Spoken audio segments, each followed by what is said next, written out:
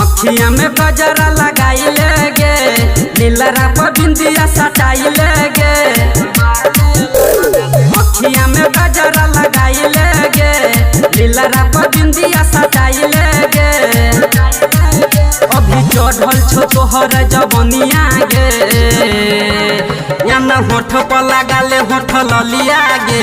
बाबा ले लगबे गे मुगिया, याना होठ पर लगाले होठ ललिया गे।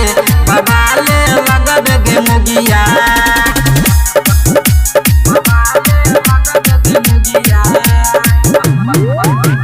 डीजे रंजन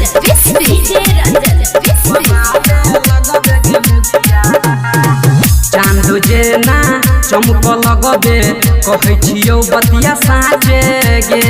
फूल के जैसे खिल जइबे, छौमरिया काचे गे। हाँ चांद जेना चमक लगबे, कहे छियो बतिया साँचे गे। फूल के जैसे खिल जइबे, छौमरिया काचे गे। भले चूजे ते सबके पनिया गे, याना होठ पर लगाले होठ ललिया गे।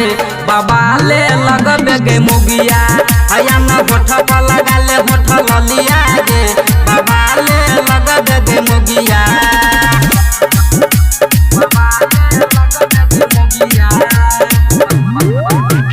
डीजे रंजन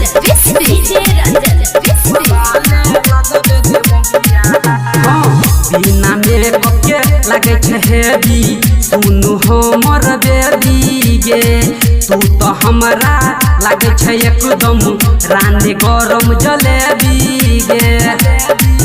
हाँ बिना मेकअप के लगे छे हेवी, सुनु हमर बेबी गे।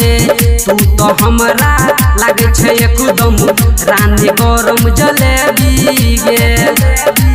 छही पिंटू सुरेश के रनिया गे, याना होठ पर लगाले होठ ललिया गे। बाबा ले लगबे गे मुगिया, याना होठ पर लगाले होठ ललिया गे। बाबा ले लगबे गे मुगिया। अखिया में गजरा लगाइले गे, नीलरा पर बिंदिया सटाइले गे।